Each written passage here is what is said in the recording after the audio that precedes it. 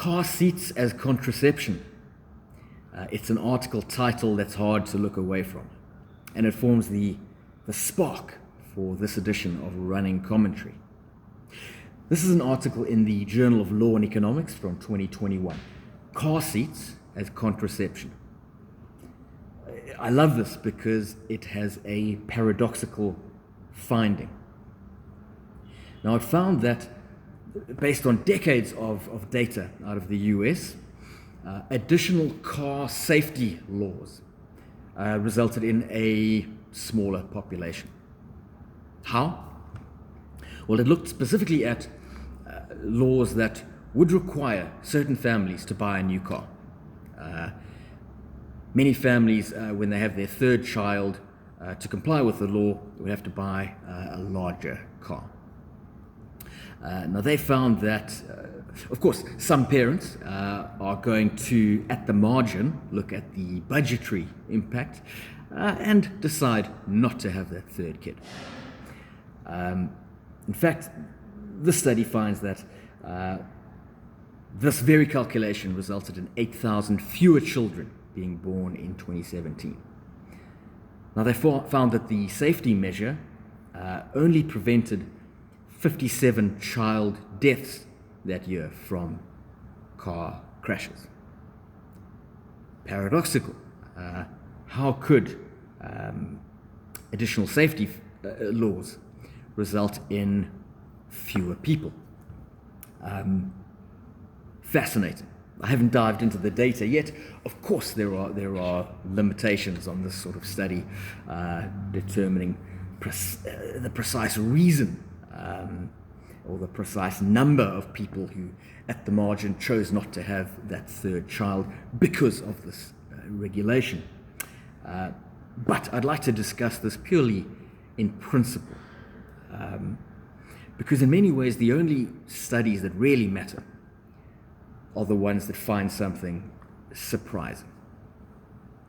I go to perhaps the most famous paradoxical finding by a study, certainly the one I find most fascinating, the Somerville Cambridge Youth Study.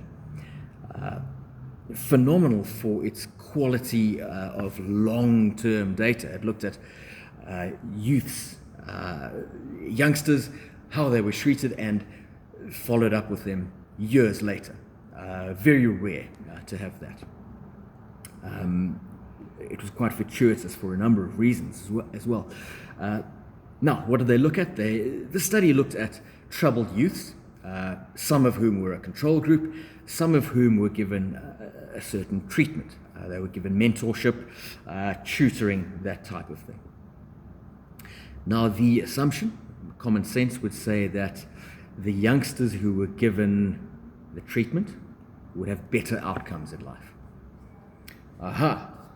When they followed up many years later, they found, in fact, that looking at rates of alcoholism, crime rates, age at death, the treatment group very often did worse than the control group.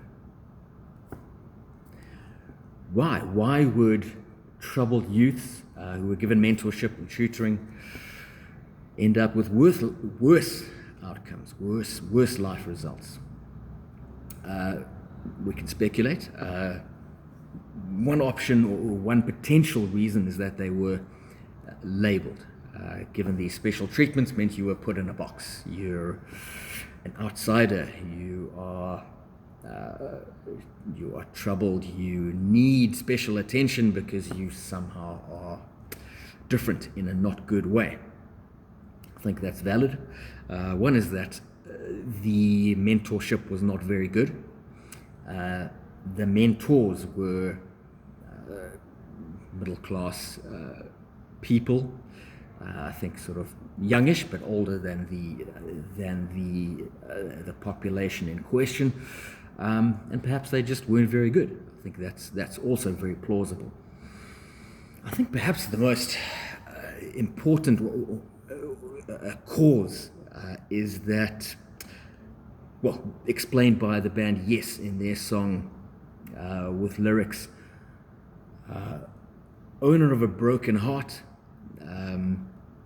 owner of a lonely heart, much better than owner of a broken heart.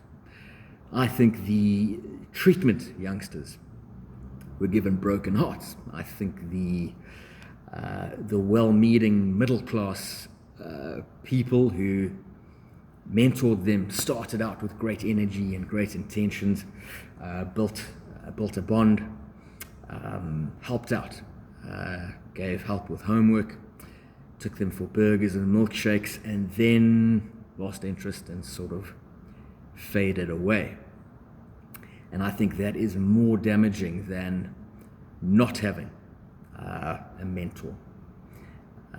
Even though we know that having good mentors, having both parents or having two parents is a very strong predictor of good outcomes in life. So again, somewhat paradoxical. Having some help from a mentor, one might assume, is better than no help, but it seems not. This takes me to a third fantastic way of thinking about this. I think it comes from the Freakonomics guys. One of the two, I think Levitt. The argument is that instead of seatbelts, we should put spikes on driving on steering wheels. Why? Well, the spike is a behavioral adjuster. We'll be concerned and we'll drive more cautiously.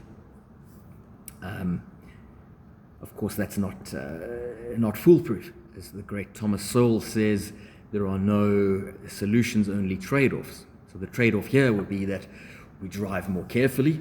That will limit the number of catastrophic accidents, but some people will die from very minor accidents because there's a spike on your steering wheel. This is not me advocating for spikes on steering wheels, simply to say that us humans with our wobbly organic brains are very poor at calculating risk and return, especially these nebulous comparisons. Laws requiring seatbelts versus laws requiring a spike on steering columns. The spike just seems worse, so we assume it is. It might well be. But studies like I've mentioned, show that sometimes the reality is not what we assume. What am I arguing here? Am I arguing for contrarianism? Certainly not contrarianism for the sake of it. There's a great video with Christopher Hitchens where he's asked about his book, Letters to a Young Contrarian. And the interviewer suggests to him that he sees himself as a contrarian. And Christopher sort of balks at that. He says, well, no, my publisher sees me as a contrarian. It's a bit cringeworthy to call oneself a contrarian.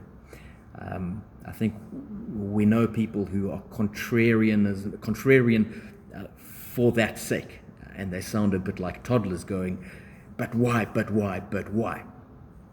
My argument is that we should embrace being contrarian where the data takes us that way. Because sometimes conventional wisdom, sensible assumptions are wrong. And the paradoxical outcome is right.